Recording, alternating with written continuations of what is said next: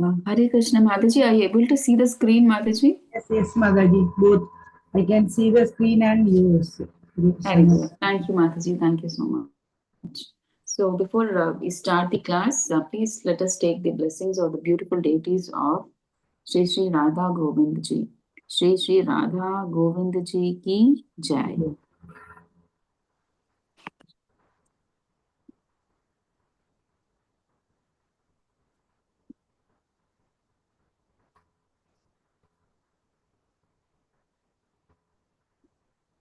Yeah, today we are supposed to start this month.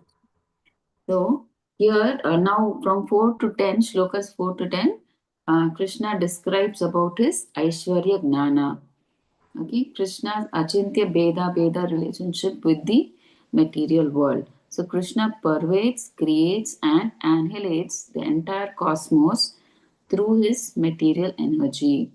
Although Krishna is the supreme director, the material world nevertheless moves independently, and Krishna thus remains neutral and detached. Achintya Beda, inconceivable oneness and difference of Supreme Personality of Godhead and his energies. So we see that what it is. Yeah. Mataji, Hare Krishna, can you please read the shloka and translation, Mataji? Mataji, Hare Krishna. Hare Krishna. Shloka 9.4. Maya tadamidam. Sorry, Mataji, it is Maya, Mataji. Maya. Sorry. Hare Krishna. Sorry. Hare Krishna. Shloka 9.4. Maya No, Maya, Mataji. मया तदम इदं सर्वं जगत् अव्यक्तमूर्तिना मत्स्थानि सर्वभूतानि न चाहं तेषु अवस्थितः. Very Hare good. Krishna. Very good.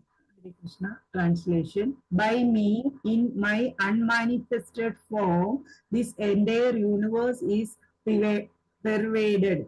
All beings are in me, but I am not in them. Hare Krishna. Hare Krishna. So now Krishna is saying here, by my unmanifested form, I pervade the entire universe. It means he's saying everything rests in Krishna, but he is not personally inside everything like a material object. Okay, so everything is there in him, but it does not mean that he's physically present in every particular object. So Srila Prabhupada, he explains this clearly. So Krishna, he cannot be seen by the material senses. Only when we serve Krishna with devotion, sevon mukehi. When we try to do devotional service to Krishna, then he reveals himself. See, just like sunshine, it spreads everywhere.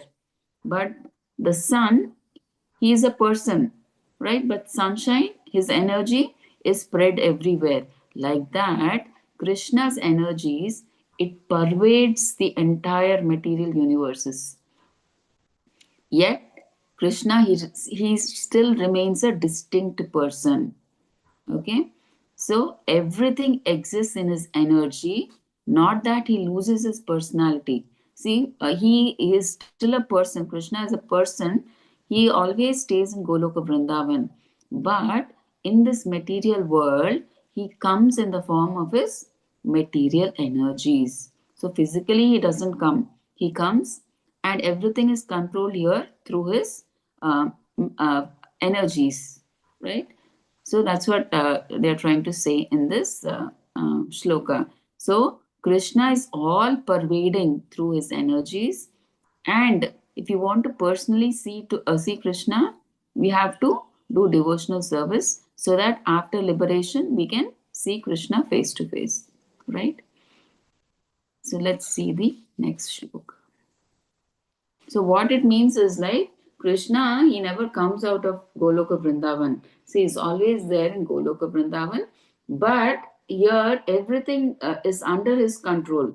So, but through his material energies, he sees if everything is working properly or not. But personally, he is not attached to anything of this material nature. He, he runs everything to it through his material energies. It's like this, like if the prime minister is there, it's not necessary that he has to be in every particular place. So through his ministers, he keeps getting his updates. What is happening? What happened? How much progress? Like that. So Krishna is like that. Okay. So Mataji, can you please read the fifth shloka, Mataji? Yes, Mataji. Hare Krishna. Hare Krishna. Sloka 5. Hare Krishna. Sloka 9.5. Na cha matsthani putani pashyame yogamaishwaryam yogamaishwaryam Huda Prinna. Yeah, correct, Mataji, correct. Huda Prinna na, sorry, Huda Prinna cha Hudasto Mamatma Huda Pavanaha. Hare Krishna. Translation. Sloka 9.5. And yet everything that is created and does not rest in me, both my mystic affluence. Although I am the maintainer of, it's very difficult to read, Mataji, because of the color. Maintainer of, can you please read? I'll do one thing, Mataji. One second. I can't read. No, I'll do one thing. One second, Mataji.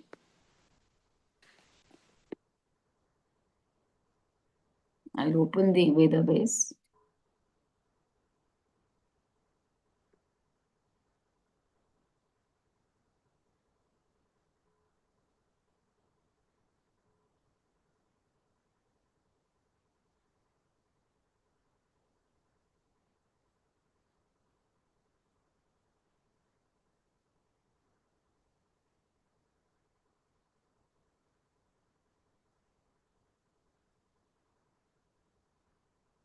Yeah, please read the translation, Mataji. Thank you, Mataji. Yeah, thank you. Hare Krishna. Translation 9.5. And yet everything that is created does not rest in me. Behold my mystic affluence. Although I am the maintainer of all living entities, and although I am everywhere, I am not a part of this cosmic manifestation. For myself is the very source of creation. Hare Krishna. Hare Krishna. Yeah.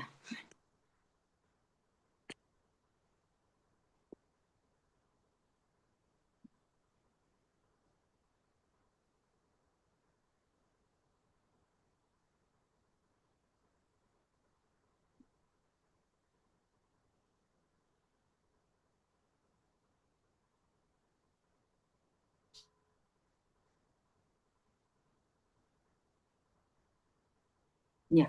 So this is the fifth shloka, PPT. Okay. So here, Krishna, he now reveals his mystic opulence. He says, everything rests on me, yet nothing rests on me. So what does this mean? So Srila Prabhupada explains in the purport, see, Krishna is not like Atlas, right? We all know Atlas, right?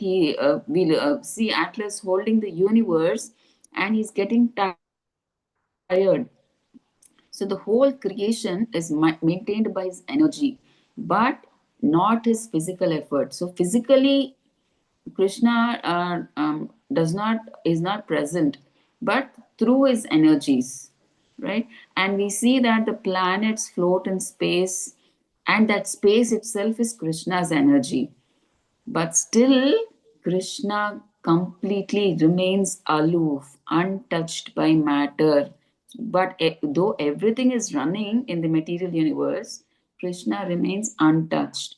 So, by his mere will, I mean, creation happens just because he just thinks and everything happens. It's not that he has to physically do something, sit there, stand there, move his hands and legs, and then everything happens. No, just by his mere will, creation happens.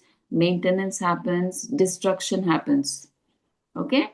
So we have to understand that everything depends on Krishna, but Krishna depends on nothing. So that is Yogam Aishwaram. So the inconceivable mystic power of the Supreme Lord. Okay? So we have to understand that. See, here it's saying, see, everything that is created does not rest in me. What does it imply? Though everything rests in him, still he is aloof, not directly concerned with the maintenance. So, here in the material world, Krishna is never directly present because he never comes out of Golok Vrindavan. He runs the material world through his energies. Okay, so we should not understand that Krishna, like he's like Atlas, we've seen, right, that picture where the big earth is on his shoulder and he's feeling tired. Oh, how long I have to work. But Krishna is not like that. Through his energies, he just by will, no, not physically, just by will, everything happens. He just thinks and everything happens. Okay, and not he does not have to physically act. Okay.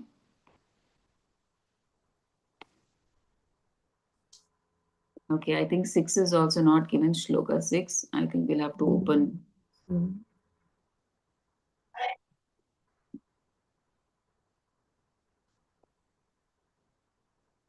Yeah.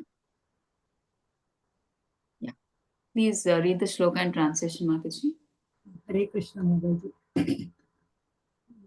Hare Krishna, Shloka 9.6. Hare Krishna. यथाकाशस्थितो नित्यं वायुः सर्वत्र गो महान् तथा सर्वाणि भूतानि मत्स्थानि इत्युपधारय. Haribol.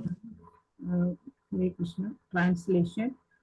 Understand that as the mighty wind blowing everywhere rests always in the sky, all created beings rest in me.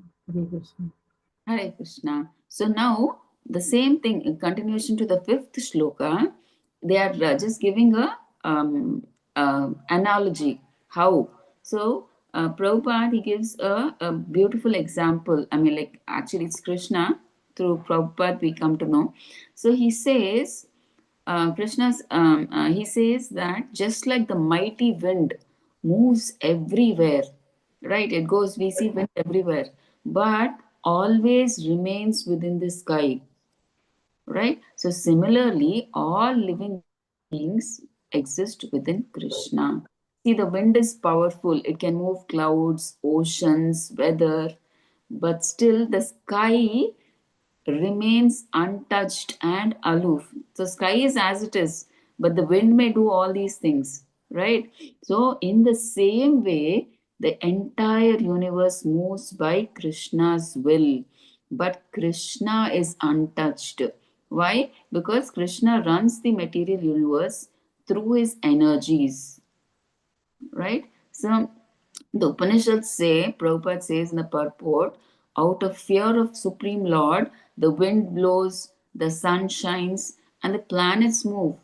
So, what do we understand? Nothing moves independently, not even a blade of grass without Krishna's permission. Okay, still he remains transcendental, neutral, and supreme. So, we should not understand that Krishna has no form.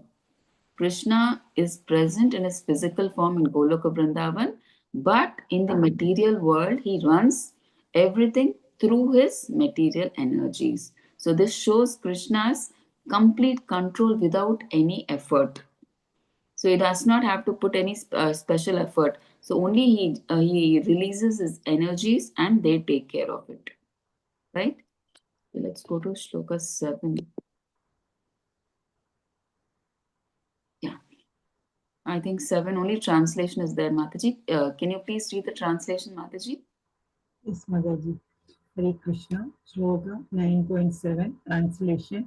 O son of Kundi, at the end of the millennium, all material manifestations enter into my nature, and at the beginning of another millennium, by my potency, I create them again. Hare Krishna. Hare Krishna, Mataji. So here Krishna is explaining how creation and destruction happen only by his will. It is not automatic, only by his will. So at the end of Brahma's life, the entire universe is withdrawn back into Krishna's energy. That is, it comes back into Mahavishnu. That is Krishna's energy, right? So everything is withdrawn into Krishna's energy, that is Mahavishnu. So nothing is destroyed permanently. It just simply becomes unmanifest. So we should not think when Pralaya comes, everything is destroyed and again fresh creation has to be done. No, it is not like that.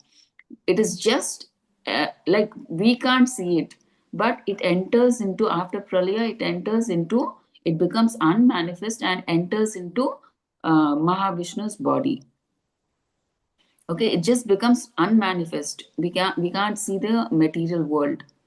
Then again, when Krishna desires, by his potency, the whole creation appears. Right? So again, from when again Mahavishnu wants, he will create create in the sense manifest it. The same thing which was there, which is unmanifest, which is there in Mahavishnu's body, the same thing becomes manifest whenever Mahavishnu wants. Right? So Brahma, he may be very, very powerful, but we should understand that even Brahma, after his 100 years of life, he has to die, leave his body. Okay, so what do we understand? So this universe is this material universe, it is not eternal. Okay, it is destroyed. Okay, and we have to understand it is cyclic. So creation happens, again destruction, creation, destruction. So it is cyclic. So what do we understand from the shloka? Krishna, he does not struggle to create or destroy. Okay, just by his desire, right, everything happens. He just has to think, not physically he has to do some work so that everything is destroyed. Like, see, in the material world, when we have to destroy a house, we need so many instruments, so much of labor. Everybody has to break the walls and everything, right? Not like that. So through his energies, just by his will, everything happens through the energies. Okay, so the universe is not independent, it rests fully on Krishna's will, right? Through his energies, it works. Okay, so can you please read the translation of Shloka 8, Mataji? Hare Krishna. Yes, Mamaji. Translation of Sloga 9.8. Hare Krishna. The whole cosmic order is under me. By my will, it is manifested again and again, and by my will, it is annihilated at the end. Hare Krishna. Hare Krishna. The same thing now, Krishna is himself, he's saying, see, this entire cosmic manifestation is under me. So creation and destruction, they don't happen by chance. Okay, they happen only by my will, Krishna is saying. Okay, only by his will the material energy is released. See how this happens.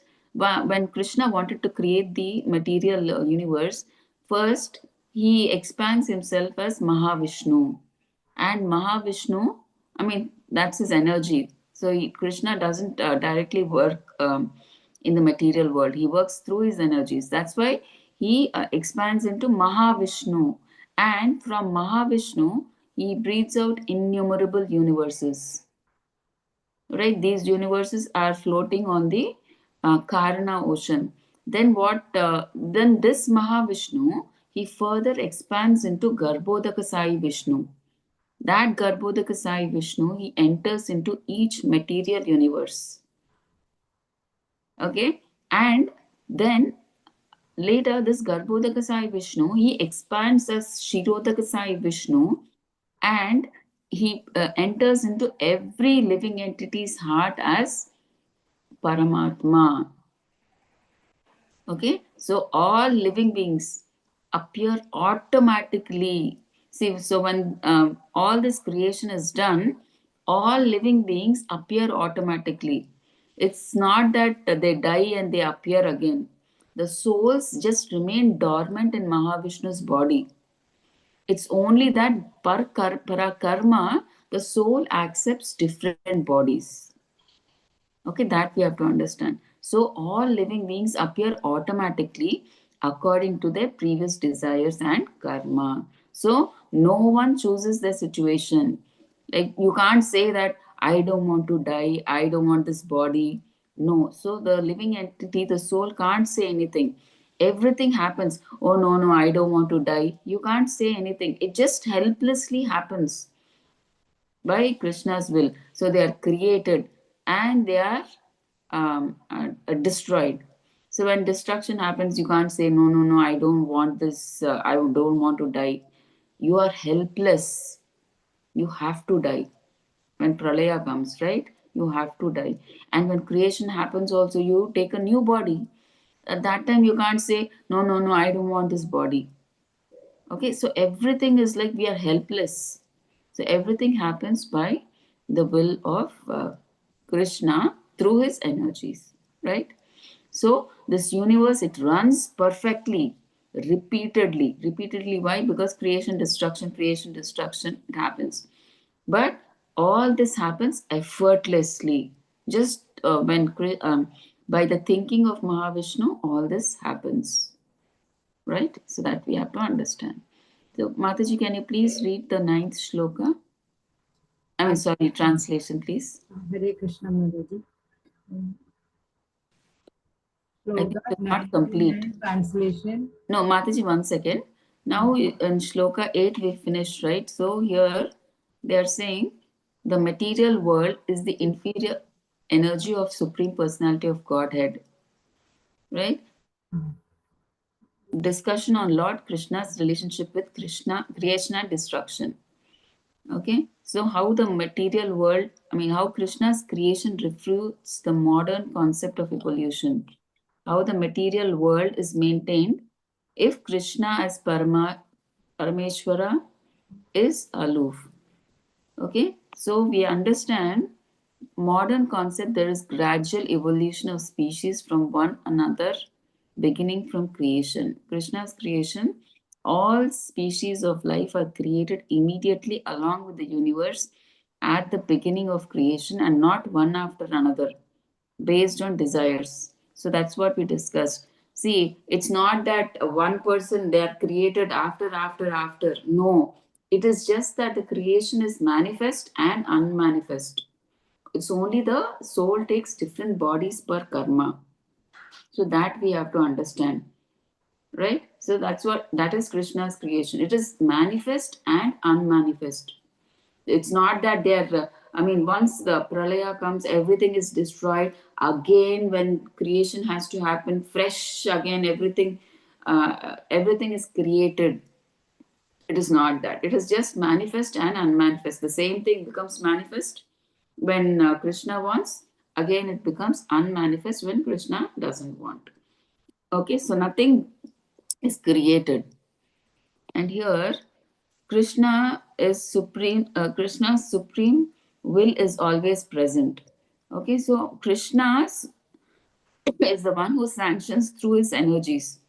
Okay, but no direct involvement of the Lord. See, he himself does not create or destroy. Okay, through his energies, Mahavishnu does all this. Okay, so material nature acts by Lord's desire, which implies Krishna has no direct involvement but acts through material energies, right?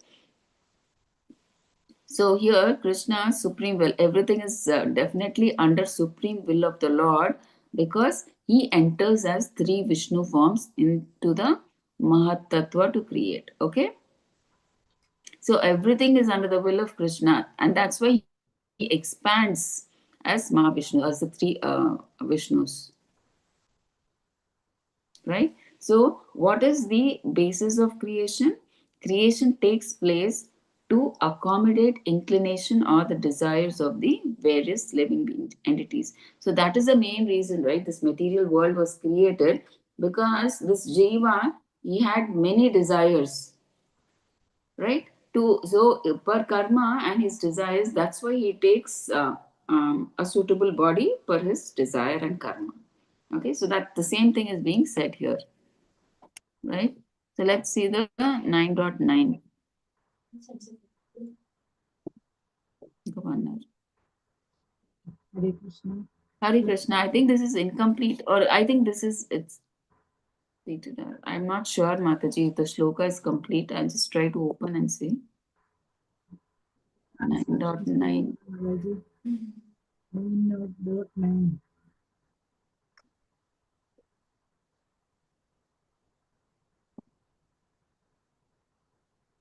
Oh yeah, it's that much only, Mataji. Ah. Yeah.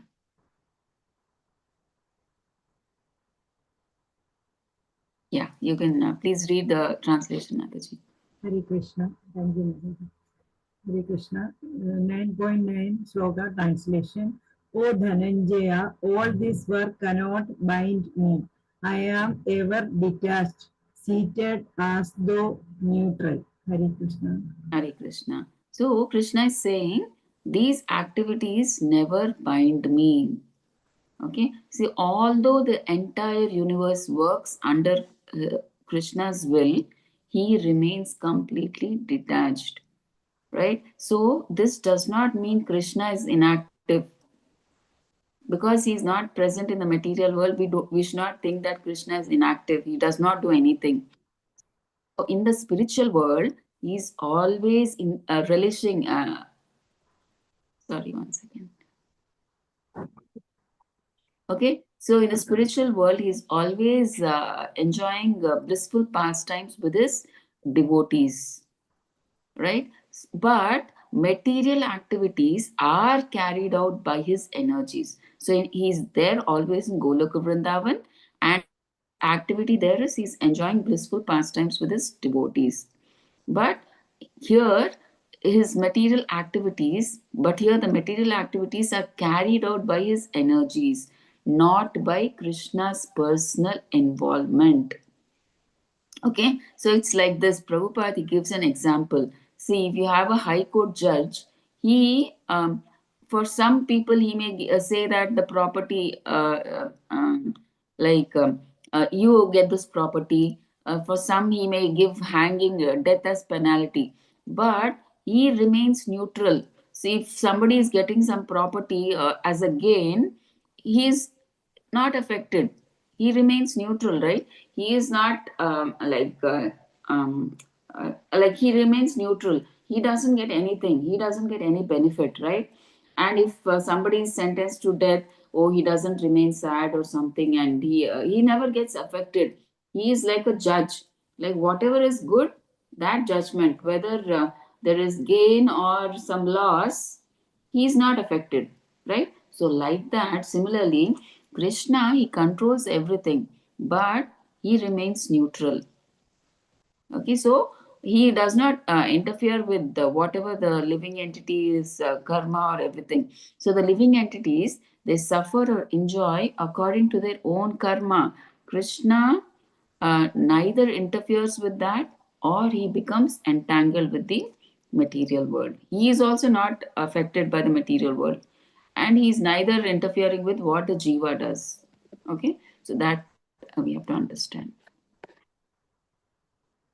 So, Shloka 10, Mataji. Can you please read the Shloka and translation? Are you able to see, Mataji? Okay, Madhaji. Yes, yes. Now it's okay. At that time it was overlapping with the other color. So now it is clear. Okay, Thank please. you, Madhaji. Hare Krishna. Thank you, Madhaji. Shloka 9.10 Hare Krishna. Maya tyakshena prakritihi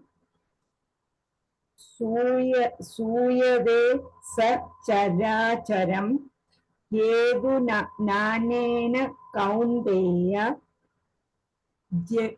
जगत् विपरिवर्तते. Hare Krishna. Hari Bol, Hari Bol.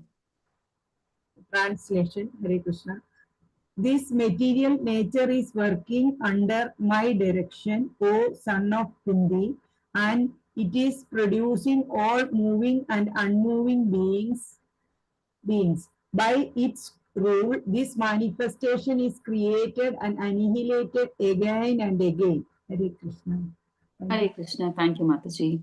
So, Krishna is saying that the material nature is working under his direction. He is the supreme controller, but he remains detached. Okay, so material nature, it's like a machine, right? And Krishna is the one who switches it on by his glance. So how is this material nature? First, it comes that Mahatattva, just by glancing over the Mahatattva, the material nature appears.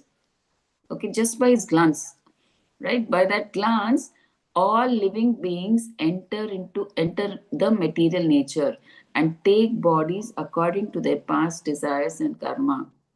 Okay, so Krishna, he activates this through his through the three Vishnus.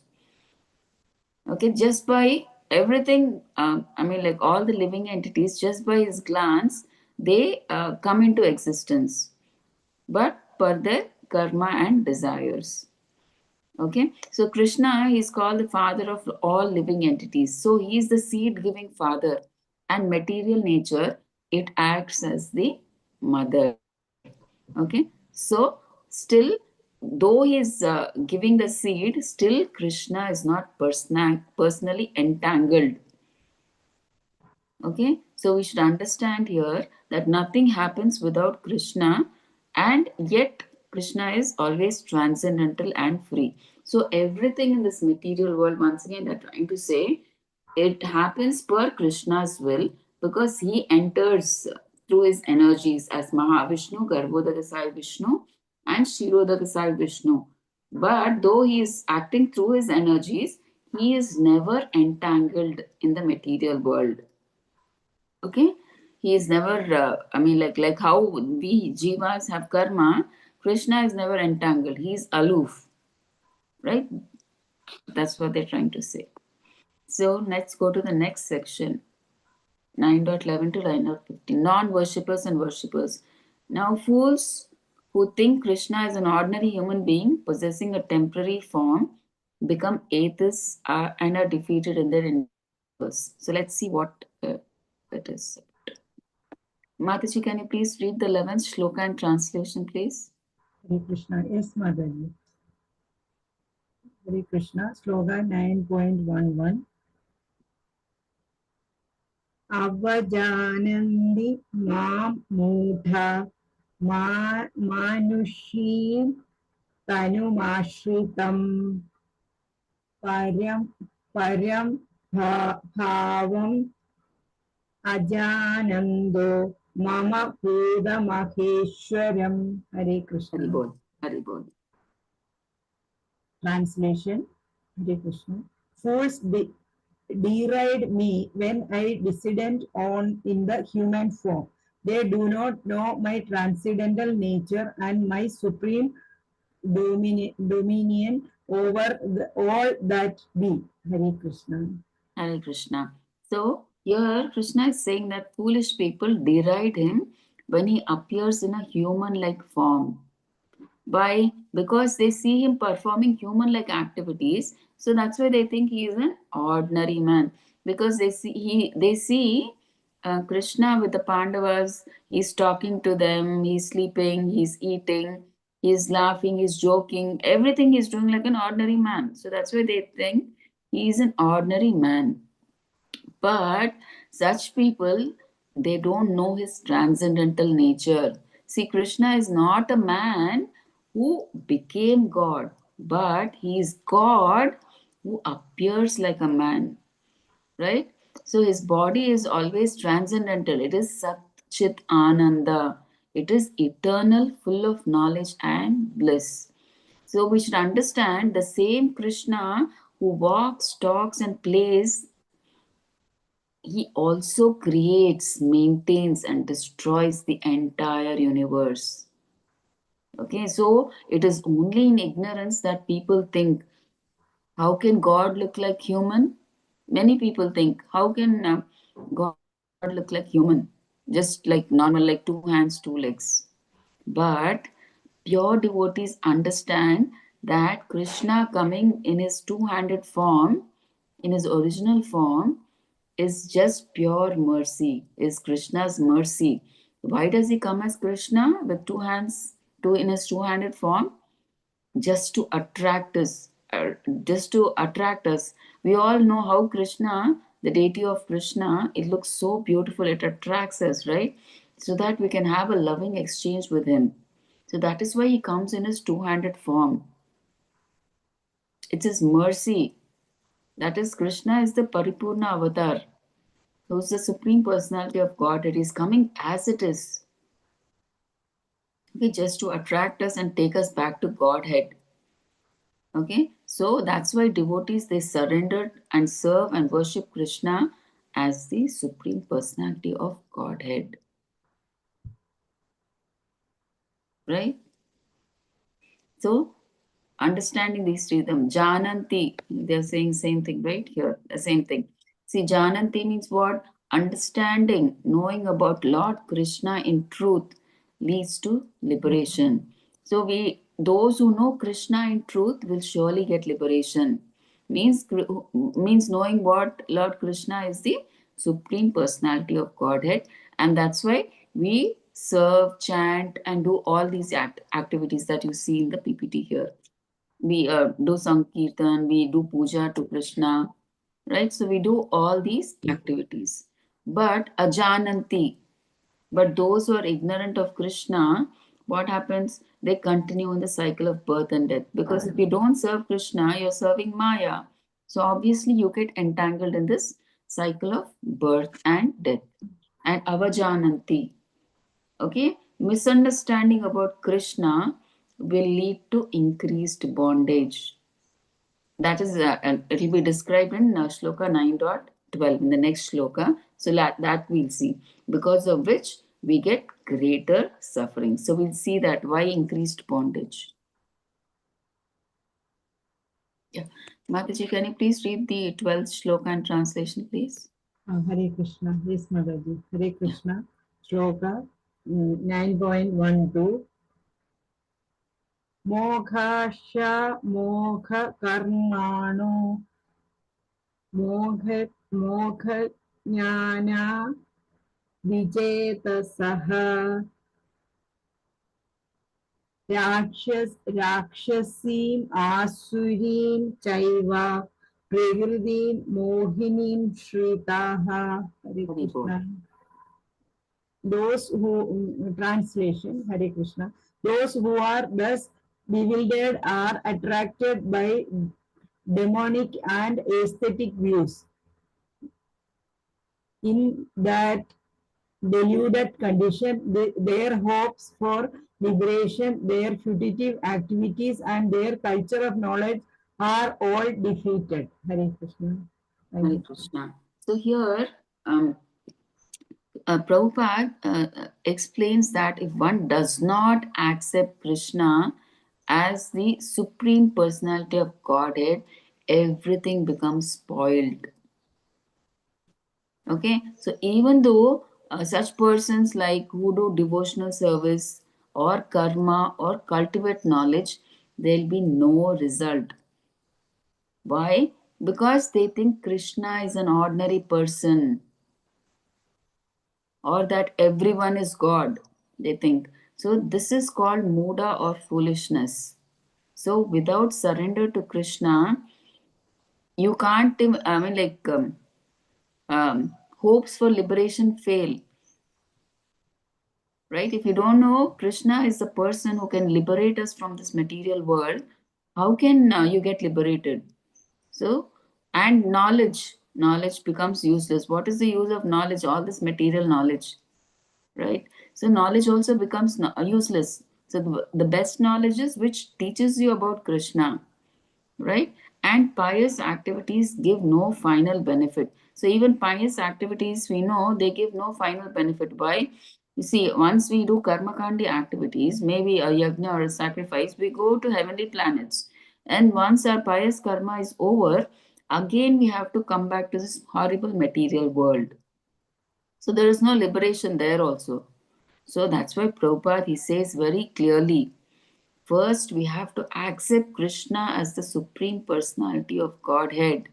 Then everything will become perfect. Otherwise, whatever we do spiritually, it is simply a waste of time.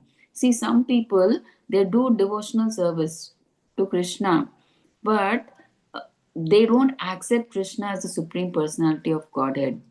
They come with some material desires, and once that material desire is fulfilled, they leave bhakti or the devotional service and go off. Okay, because they think Krishna is an ordinary person and not the Supreme Personality of Godhead. They do that service, and once their desire is over, they leave bhakti. Okay, so that should not be the case, right? That we should not be like that. We should accept Krishna as the Supreme Personality of Godhead, and because of him only can we get liberated from this material world, and there is no other way out. Okay, so 12th, this is the fate of a Duratma. What happens? Fate of those who, out of bewilderment, disrespect Krishna's form. They are attracted by demonic and atheistic views. Hopes for liberation, fruitive activities, and culture of knowledge are all defeated. So, even though you have you want liberation or fruitive activities, all these knowledge are defeated if you don't know Supreme Personality of Godhead. So, Mataji, can you please read Shloka 13 and translation, please? Yes, Mataji, Hare Krishna. Shloka 9.13, Hare Krishna. Mahat, sorry, Hare Krishna. Shloka 9.13, Mahatmanastu Mam Partha Daivi Prakritim Ashritaha Ashritah Ashritaha Bhajanti Ananyamanaso Nyatva Hudadim Avyayam. Very Hare good. Krishna. Translation. O son of Pritha, those who are not deluded, the great souls are under the protection of the divine nature. They are fully engaged in devotional service because they know me as the Supreme Personality of Godhead, original and inexhaustible. Hare Krishna. Hare Krishna. Thank you, Mataji. Okay, so here they're saying, O son of Pratha, those who are not deluded, like those who are like, whatever be the reason, they don't accept Krishna as the Supreme Personality of Godhead. They are, anyway, they don't understand the purpose of life. But here they're talking about great souls or Mahatmas who take shelter of Krishna, who know that Krishna is the Supreme Personality of Godhead. They are under the protection of divine nature. So Krishna takes complete control of such devotees. Why? Because they're totally, they do any activity just to please Krishna.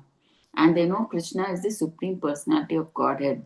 So that's why Krishna, he personally takes care of his devotees, and he gives them what they lack, and he preserves what they have. See, like in the PPT, you can see Madhavendra Puri. He is like, we can see that he's chanting. So Madhavendra Puri once, like we know he's a sannyasi. So he was sitting and under a tree and he was chanting in Vrindavan.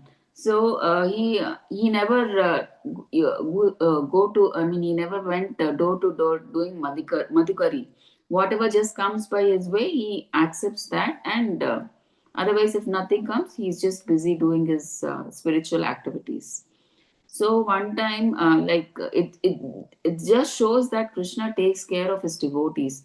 So Krishna, he came in the form of a small boy to Madhavendra Puri and he asks, please take this pot of milk, Baba. I You look hungry. You look tired and hungry. But then Madhavendra Puri asked, how do you know that I'm hungry? And he said, the cowherd ladies, they saw you, you didn't have anything to eat. So nobody in our village goes hungry. So that's why my mother, she gave me this pot of milk to give it to you. So please have this. I will come back and I'll collect my pot. But actually, Krishna, he never came back, right? So this is how Krishna, he takes personal care of the devotees, right? Those who are constantly engaged in his devotional service and those who know that Krishna is the supreme personality of Godhead. Okay, so can you please read the 14th shloka and translation, Mataji? Yes, Mataji. Hare Krishna. Hare Krishna. Yes. Hare Krishna. Shloka 9.14. Sadadam kirtayando ma yadandascha dridhavrataha namasya namasyandaschа mam paktya nityayukta upasate. Hare Krishna. Hare Krishna. Translation. Hare Krishna. Always chanting my glories, enduring with great determination, bowing down before me, these great souls perpetually worship me with devotion. Hare Krishna. Hare Krishna. Thank you, Mataji. So here they're talking, so the whole of 9th chapter, we have to understand that Krishna is talking about pure devotional service. So he's talking about pure devotees. So such devotees, pure devotees or Mahatmas, they're always interested in chanting the glories of Krishna and whatever to do, endeavoring with great determination. So they have that strong faith that Krishna is the supreme personality of Godhead, and that's why they bow down before Krishna. See, to bow down to someone our false ego is crushed. But these devotees, pure devotees or Mahatmas, since they know that Krishna is the supreme personality of Godhead, and everything is running per the will of Krishna, they understand that their eternal what is their swabhava? Jivara swarupa hoy Krishna nityadas. Right? We are servants of Krishna. So that's why they bow down. They don't have this false ego. Why should I bow down before somebody? Because they know the supreme position of Krishna. So that's why they bow down before Krishna. And these great souls, they worship me with devotion. So they're always constantly they're chanting. They do Nagar Sankirtan. They do book distribution, prasadam distribution. They read. They're chanting the holy name, or they are reading Prabhupada books, and they hear about Krishna. So they constantly they do anything and everything just to please Krishna. Okay, so that's what Krishna is trying to say here. These pure devotees or Mahatmas, they're always chanting my glories, endeavoring with great devotion. That is their work. They do anything and everything for Krishna. Okay, see what are the external, what are the activities that a Mahatma does? We can see here, right? He's Satatam Kirtayanto Mam. So he's always chanting Krishna's name, like he chants or he does bhajan or kirtan. Okay? Yatantascha Dridavrata. Even in difficult situations, like you see Prahlad Maharaj, he was put in so many difficult conditions by his father. But he was Dridavrata. Drida means strong determination that Krishna will give me protection. He did not see like people like us. If we face difficulties, we immediately leave Krishna consciousness. If we find somebody is not supporting us in bhakti, like our husband or wife or parents or anybody, or the society criticizes, oh, he's doing bhakti, we immediately leave Krishna consciousness if some difficulty comes in this material world. But the pure devotees or Mahatmas, they're Dridavrata. They're strong in the determination and in accepting Krishna as Supreme Personality of Godhead. Whatever come may, they are fixed.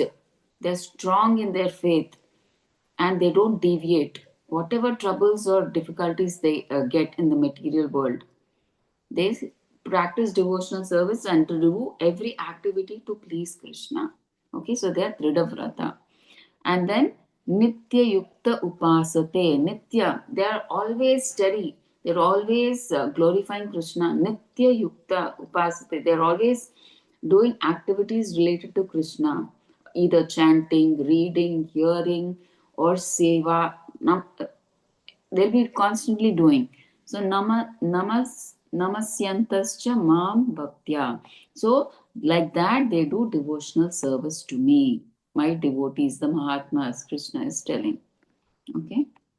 So let's go to shloka number 15, Mataji. Can you please read the translation and shloka, Mataji? Hare Krishna, yes, Mataji. Hare Krishna. Sloka, Sloka 9.12. Sloka, Hare Krishna. Jnana cha chapyane yajando mam upasate. Anye, Mataji, or chapi anye. Chapi anye. Or you can say chapyanye.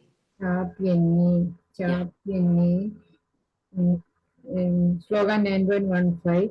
Yajnaya yajnena chapyane yajando mam upasate egatvena पृथक्त्वेन बहुधा vishwato mukham. Hare Krishna. Translation. Hare Krishna. Yeah. To others who engage in sacrifice by the cultivation of knowledge worship the Supreme Lord as one without a second, as diverse in many and in the universal form. Hare Krishna. Hare Krishna. So here Krishna is saying those others, like leaving the Mahatmas, others we talked about right earlier, who don't worship Krishna as the Supreme Personality of Godhead. Particularly Krishna is talking about impersonalists.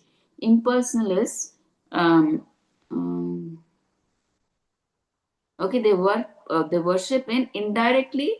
They don't worship Krishna as Supreme Personality of Godhead, but what do? The impersonalists are there by cultivation of knowledge, right? These impersonalists, they just want to get liberated from this material world. It's not that by bhakti or devotion they want to go back to Krishna and serve him.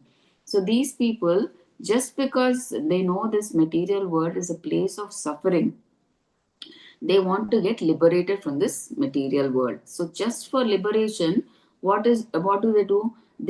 That's why they leave this material world. They go to the forest.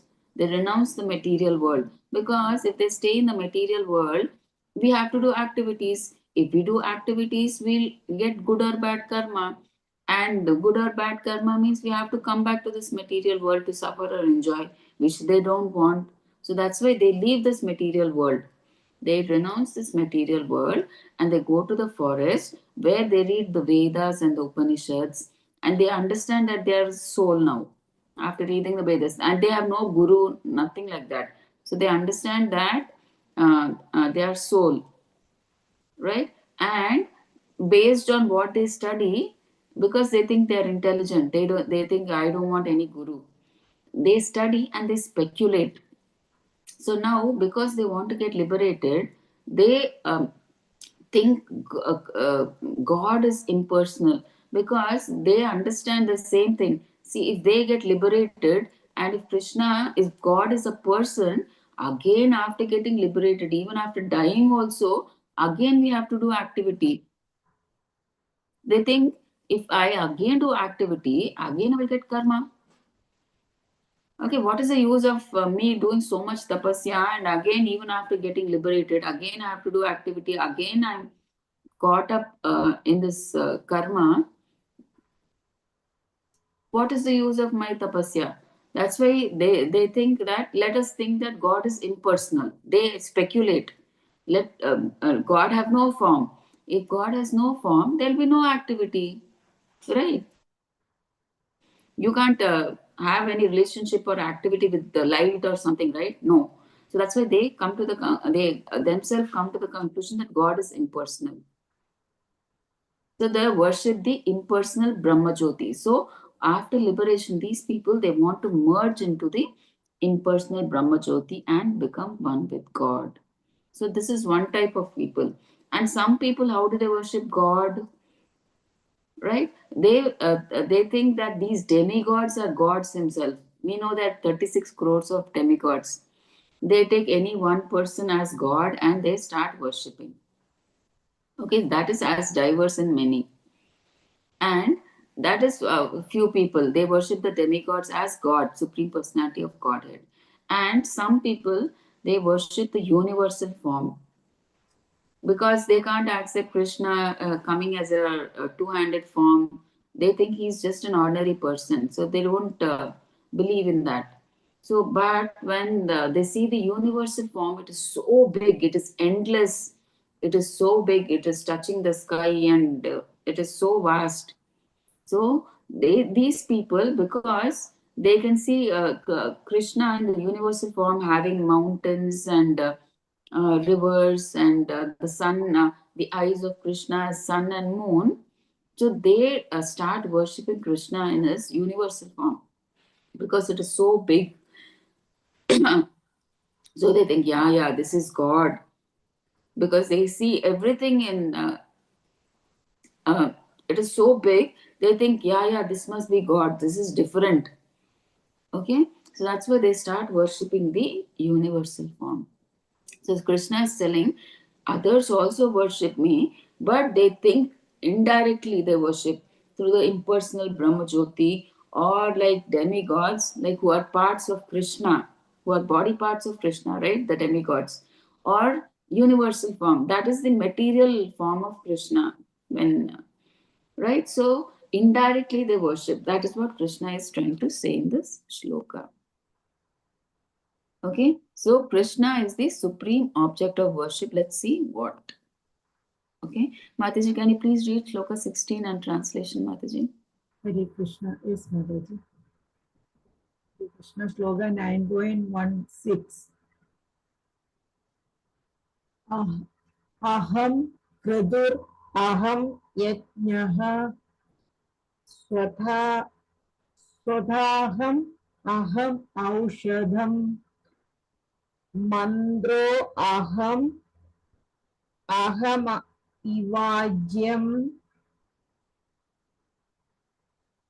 aham agni reham hudam. Hare Krishna. Hare Krishna. Translation. But it is I who am the ritual, I the sacrifice, the offering to the ancestors, the healing herb, the transcendental chant. I am the butter and the fire and the offering. Hare Krishna. Hare Krishna. Thank you, Mataji. So here Krishna is saying, see, whatever you see in the PPT right side, you can see the yagna happening, Vedic sacrifice happening. So Krishna is saying, whatever you see in a Vedic sacrifice, that is me. The ritual, whatever they're performing, that is Krishna. The sacrifice, that is also Krishna. And the offerings that are made to the forefathers, right, through the yagna, that is also me. The herbs that you're using, the ghee, the mantras, the people who are, the brahmanas who are chanting the mantras, all are Krishna. He's saying, so the fire into which everything is offered, that fire is also Krishna. So nothing is separate from him. So Krishna is saying, people may think they are worshipping through rituals, sacrifices, or karmakanda activities, but they don't know who all this is going to. So they don't know who God is, right? But if Krishna, if they understand that all this, the whole thing is Krishna itself, be it everything, the yagna itself, everything is Krishna, that is the perfect understanding. But people don't know. When they do the yagna, they think they are doing it for some particular demigod. They just do it randomly without the understanding that ultimately who is the yagna bhokta? He is Krishna. So they don't understand that. Okay, all Vedic sacrifices are meant to reach Krishna. Right? He's the Yagna Bhokta. And Prabhupada also he gives one conclusion. He says in the purport, see, if someone is sincerely engaged in devotional service to Krishna, then automatically he has performed all the sacrifices, rituals, yagnas, Vedic duties. Right? Because the goal of everything is Krishna. That is what we are doing through devotional service, right? So if we just do devotional service, even the Vedic yagna or sacrifice, that is the purpose. He is the yagna bhokta. Everything is Krishna. So we don't have to do all this. All these are inclusive. If you just do devotional service, all these yagnas, sacrifices, rituals, the Vedic duties, everything is inclusive. See, it's like if we just water the root of the tree, everything becomes, the whole tree becomes nourished. So, like that, if you do just devotional service, remaining all these sacrifices, rituals, yagnas, everything is, it's inclusive in that devotional service. We don't have to separately do them. Okay, so that is what is being said here. Mataji, can you please read the sloka 17 and translation, please? Hare Krishna Mataji, yes. Hare Krishna. Shloka 9.17. Pidam asya jagato. Pitaham, Mataji, sorry, Pitaham. Pidaham asya jagato. Mada dhada pidamahaha. Vedyam pavitram omkara riksama yajur evacha. Hare Haribol. Krishna. Hare Krishna. The translation. I am the father of this universe, the mother, the support, and the grandsire. I am the object of knowledge, the purifier, and the syllable Om. I am also the what is it, Mataji? I am also the RK. RK means Rigveda, Mataji. They've written it short. The Sama and the Yajur Vedas. Okay, Rigveda, the Sama and the Yajur Vedas. Hare Krishna. Hare Krishna. Thank you so much, Mataji. So here Krishna is saying, I'm the father of the universe, the mother and support. Okay? నాకు అర్థం కావట్లేదు వస్తుంది 5-10 minutes light ఉంచు కావాలి కావాలి సరే okay sorry Mataji. So here Krishna is saying, I'm the father, I'm the mother, I'm the supporter, and I'm the grandfather of the whole universe. So what does this mean when he says this?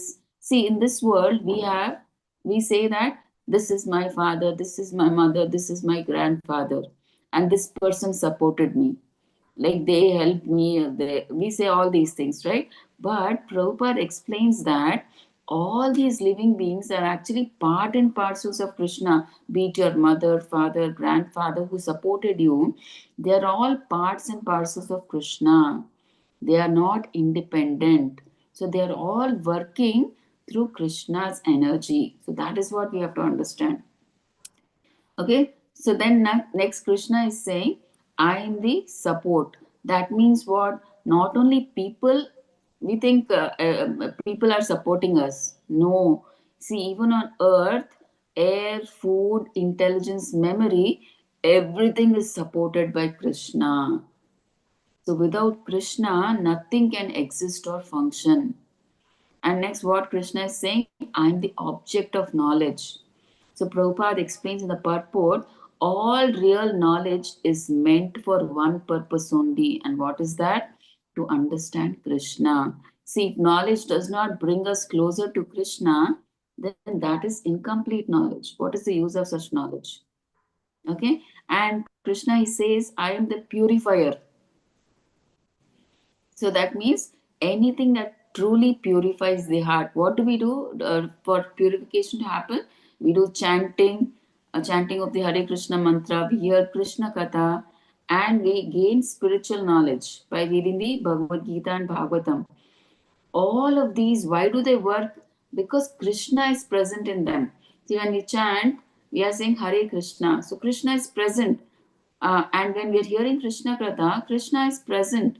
So he is entering our heart and he is taking a broom and he's cleaning all our mada, matsarya, krodha, anger, all these. He's purifying us. So we get purified because of Krishna. Okay. And then he says, I am the syllable Om. Generally, people think Om means impersonal. What is Om? It's the sound. What do you say? Om is the essence of all Vedic sound. Right? In Veda mantras, they say, right? And Om is Krishna actually. But in the sound representation, sound form. Om is like Krishna himself, but in sound form. Okay, so that is why we see Om comes again and again in the Vedic mantras. For every mantra, when the Brahmanas do the yagna, for every mantra they say Om again and again. Om Narayana Namaha or Om something else. Om, Om. So they keep repeating Om again and again. Okay, it is nothing but the sound representation of Krishna. And finally, Krishna says, I'm the Rig, Sama, and the Yajur Vedas. Okay, so the Vedas are not separate from Krishna. So what do we understand through the Bhagavad Gita? It is said, Vedaischa sarver ahamevo vedyo. What does this mean? By all the Vedas, Krishna is to be known. So by reading the Vedas, we should understand Krishna. So that is what he's saying. So finally, Krishna, that is why he's saying, though everything it may appear that he is supporting, he is guiding, like through father, mother, or anything in this material world, we may think he is supporting, but Krishna is saying it is happening through my energies and through me. I am the father of this universe. I am the mother. I am the support. I am the grandseer. I am the grandfather. So I am the object of knowledge. I am the purifier. I am the syllable Om. And I am the Veda, all the Vedas, essence of all the Vedas. Okay. So let's go to text 17. So we saw this, right? You can just read this, Mataji, through the PPT. The same thing, he's saying our father, mother, all these relationships in the material world are part and parcel. The same thing is said, Mataji. Okay. So let's go to shloka number 18, Mataji. Can you please read the translation, Mataji? Hare Krishna, yes, Mataji. I am the goal, the sustainer, the master, the witness, the abode, the refuge, and the most dear friend. I am the creation and annihilation, the basis of everything, the resting place and the eternal seed. Hare Krishna. So Krishna is again continuing the same thing. He's saying, I'm everything in this material world, wherever he's saying that I am the goal. So I should be known. I am the sustainer because nothing in this material world is independent of Krishna. Right? So he is the sustainer. He is maintaining all the jivas here. He is the master. Right? Krishna is the supreme personality of Godhead. So everything happens by his will. Right? He's the master, and we are what? The jivas are what? Servants of Krishna. We were created by Krishna to serve him. So he is the master. So our Swarupa is, we are servants. Jivera Swarupa hoy, Krishnera Nitya Das. So he is the master and we are eternal servants of Krishna. He is the witness. So whatever activity that we are doing, he is there as Paramatma. He is the witness of all the activities. We may think when we are doing something wrong, nobody is seeing us. Maybe we escape from the material laws and material punishment, but Krishna is there as Paramatma. He notes everything. If we do any bad activity, he notes. If we do any good activity, that also he is a witness. Okay, and he is the abode. Okay, he is the abode means the spiritual world he's talking about. Okay, So Goloka Vrindavan, he is the refuge, means he is the shelter of everybody and most dear friend. So as a friend, Krishna, he gives us remembrance and forgetfulness. Okay, as Paramatma, he is always close to our heart. He is present with us. Though physically he is present in Goloka Vrindavan, as a dear friend, he is present as Paramatma in our heart. And he's saying, through his energies, I am the creation and the annihilation. Okay, through his energies, through Mahavishnu, he does the creation and the annihilation. Right? So he's the basis of everything. Overall, he's saying he's the basis of everything. From him comes everything. Creation happens, and he's the resting place. Means what? After destruction, everything comes back into, it becomes unmanifest into the body of Vishnu, Mahavishnu. And he's the eternal seed. Okay, he is the seed giving father, right? He's the eternal father in the spiritual world, not in the material world. He is the eternal seed, right? We were created by Krishna, right? The jivas were created by Krishna to serve Krishna. So he is the eternal father for us, right? He gives the seed. That's why we have come into existence in the spiritual world, right? So let's see sloka number 19. Can you please read the translation, Mataji? Hare Krishna is Mataji. Translation of slogan 9.19. Hare Krishna. O Arjuna, I control heat, the rain, and the drought. I am immortality and I am also death personified. Both being and non-being are in me. Hare Krishna. Hare Krishna. So Krishna is saying, I'm controlling everything in nature, even the sun, the rain, the seasons, the life and death, everything. He's saying, everything is under my control. Krishna is saying, see, the entire material world is running on my energies, okay, through the three Vishnus. Okay, so here he is saying the death or anything, whatever is totally um, under the control of Krishna. So he's saying the seasons also. That's why they come in a particular. So in India, if we see 4 months we have summer, and after summer winter, and 4 months after we have rain. So we have everything is planned, right? It is under control of Krishna, and the sun also, it comes at a particular time, right? The moon, it comes at a particular time, right? So everything is under the control of Krishna. So that is what Krishna is saying here. So 20, can you please read the translation, Mataji? Yes, Mataji. Hare Krishna. Sloka 9.20. Translation. Hare Krishna. Those who study the Vedas and drink the Soma juice, seeking the heavenly planets, worship me indirectly.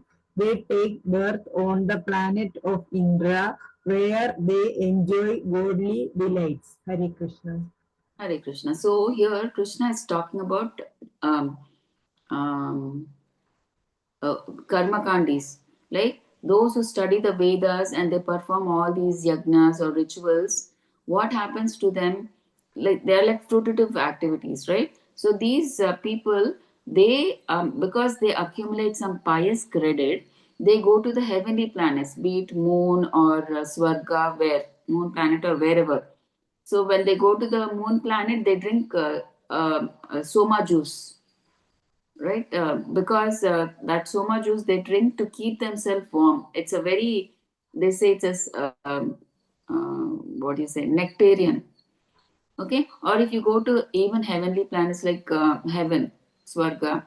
So what happens is, because of the pious credit that you have done here in the material world, you go to heavenly planets, be it Swarga or moon. But once your pious credit is over, you again have to you have to come back to this miserable material world. Maybe even if you go there, you may be enjoying many pleasures compared to the material planet, right? You may get higher sense of enjoyment, right? But still, once your pious credit is over, you have to come back. That is not a permanent place for you. You can't stay there. Once your pious credit is over, you have to again come back to this material world. So actually the next sloka is also the same thing they're talking about. So when they have thus enjoyed heavenly sense pleasures, they return to this mortal planet again. Thus, through the Vedic principles, they achieve only flickering happiness. That's what they're saying. See, you're not getting permanent happiness. See, once you go to the heavenly planets, there the happiness is flickering, because once your pious credit is over, you again have to come back. That happiness is not permanent for you there. It is just flickering, temporary happiness. You stay there for as long as your pious credit is there, but once that is over, again you have to come back. So the happiness is temporary here. Even if you go to the highest material planet also, there also the happiness is temporary. Okay, that's what they're trying to say here. Okay, so see, result, that's what they're saying. Result of demigod worship, what happens? Right? They go to Swarga, they perform a sacrifices here, they go to Swarga, and when they get some pious credit, they go to Swarga or higher material planets, right? They enjoy a lot of pleasure, but again, they have to come back to this material world. Okay, so this is Shloka 2021. Can you please read 22, Mataji? 1 second.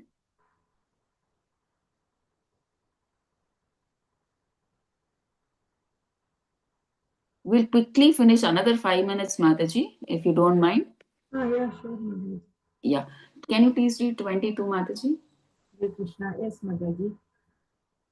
Hare Krishna, Sloka 9.22. Ananyas Chindayando ye jana ye janaha pariyupasate tesham nityabhiyuktanam yogakshemam vahamyaham. Hare Krishna. Hare Hare Krishna Krishna. translation. But those who worship me with devotion, meditating on my transcendental form to them, I carry what they lack and preserve what they have. Hare Krishna. So, Hare Krishna. Thank you, Mataji. So, the same thing Krishna is telling those who worship me with devotion. So, he's talking about the devotees, not non devotees. Meditating on my transcendental form means the who consider Krishna as a person who, like, he has a form, right? He is Krishna is the supreme personality of Godhead, right? For them, I carry what they lack and preserve what they have. So Krishna is saying, especially devotees who worship Krishna as Bhagavan. That is the ultimate realization. What is the first realization? Impersonal Brahmajyoti, then Paramatma in the heart, and final is Krishna as Bhagavan. So here Krishna is saying, those who worship me as Bhagavan, they do my puja, they do my chanting, they do my devotional service. For such pure devotees or Mahatmas, to them, I carry what they lack. So, what they don't have, Krishna will give it to them. And what they already have, Krishna preserves it, he keeps it. Okay, so Krishna, he takes care of devotees like a loving father. So, he gives what is needed and he does not what is not needed. So, he gives complete protection to the devotees, he takes complete care of them, right? So, that is what is being said. This is for pure devotees. Okay, so can you please read Shloka 23, Mataji, and translation? Yes, Hare Krishna Mataji. Yeah. Sloka 9.23 Hare Krishna. Epya anya devada bhakta yajande Mataji, sorry for stopping. You can say Yepi Anya, Mataji. Yepi. anya Or you can say, actually, it is continuation. Yepi Anya Devata Bhakta, or Ye Api Anya Devata Bhakta. Shall I read continuously, Mataji? Epanya devada bhakta. Yes, Haribol. Hare Krishna. Thank you, Mataji. Ye Kanyada Devada Bhakta Bhajante Shraddhayanvitaha Yepi Mameva Kaundeya Yajanti Avidhi Purvakam. Hare Krishna. Translation, Hare Krishna. Whatever a man may sacrifice to other gods, O son of Kunti, is really meant for me alone, but it is offered without true understanding. Hare Krishna. Hare Krishna. So here Krishna is trying to say that I am the Yagna Bhokta. So even some people they think that they're offering sacrifice or yagna to Indra, for example. They think that they're offering this yagna, the benefit to Indra. Okay, but Krishna is telling actually it does not. I am the person, I'm the Yagna Bhokta. It actually comes to me only, but they don't know that. It goes to Krishna and then the remnants are accepted by the remaining demigods. Okay, so that's why they're saying whatever a man may sacrifice to other gods, be it, for example, we are seeing Indra, O son of Kunti, is actually meant for me. So, whatever sacrifice that we are doing, it is for Krishna, is always the Yagna, Krishna or Vishnu, he is the Yagna Bhokta. It goes to him. But we think, but it is offered without true understand. But we don't understand. The person who's doing that Yagna, they don't understand the true fact. They do that without, they think that it is going to Indra, Lord Indra. But in fact, it actually goes to Krishna, who is the Yagna Bhokta. So, any yagna or sacrifice that we do, it is meant to satisfy Krishna or Vishnu. Okay, that we have to understand. So, the same thing is being said here.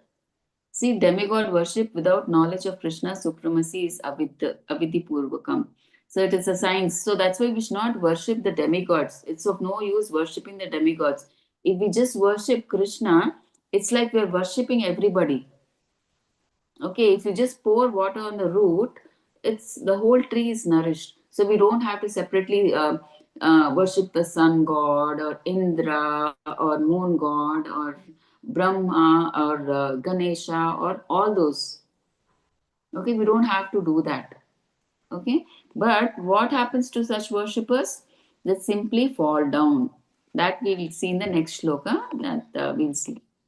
Mataji, can you please read the shloka and translation, please? Yes, Mataji. Yeah. Hare Krishna. Sloka 9.24. Aham hi sarva yajnanam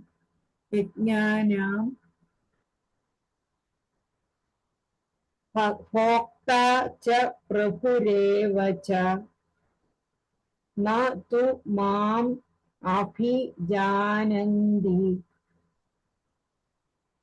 तत्त्वेनश्च्यवन्ति ते. Hare Krishna. Hare Krishna, Mataji. Yeah. Hare Krishna. Translation. Hare Krishna. Therefore, those who do not recognize my true transcendental nature fall down. I am the only enjoyer and master of all sacrifices. Hare Krishna. Hare Krishna. Thank you, Mataji. So Krishna is saying that he alone is the master and enjoyer of all the sacrifices. So every ritual or offering or yagna in the Vedas is actually meant to please him. So people who don't understand this and worship demigods instead are actually missing the real point. That is what you worship the demigods, they may get temporary benefits, right? Like going to Swarga or whatever. But ultimately, they have to come back to this material life, right? But for us, what is the goal? We want liberation. We want to get liberated and go back to Krishna. But that they don't get. They again, once their pious credit is over, they have to come back to this miserable material world. So even if someone prays for material gain, we have to understand it's better to pray directly to Krishna rather than to other demigods. Okay, that we have to understand. Instead of play, even if we have material desires, forget about spiritual desires. If we have material desires also, it's always better we worship Krishna rather than we go to the demigods. Okay. So Mataji, Shloka 25, please. Hare Krishna. Sloga 25. Yanti Deva Vratat Devan Pidrun Yanti Pidruvrataha Bhutani Yanti Pudejya Yanti Madhyajinobi Mam. Hare Krishna. Hare Krishna. Hare Krishna. Translation. Those who worship the demigods will take birth among the demigods. Those who worship ghosts and spirits will take birth among such beings. Those who worship ancestors go to the ancestors, and those who worship me will live with me. Hare Krishna. Hare Krishna. Thank you, Mataji. Okay, so here Prabhupada says in the purport that we should not go for these temporary destinations. See, like if you are worshipping the demigods, you go to their heavenly planets, right? Even the heavenly planets are temporary, right? When the pralaya comes, even they are destroyed. All these planets of the ancestors or worship ghosts, all these, like even the benefits that you get are temporary, and the demigods are the people who are worshipping are temporary, and the people who are being worshipped are also temporary, and their planet is also temporary. So you will be getting only temporary benefits. So that's why Krishna is telling, see, you worship me, you will come to Goloka Vrindavan, where everything is eternal. Even when Pralaya comes in this material world, Krishna is saying nothing happens to the spiritual world. It stays as it is. So Krishna is telling, don't go worship the demigods. You'll go to the demigod planet, and then if you worship ghosts, you will go to such place. And if you worship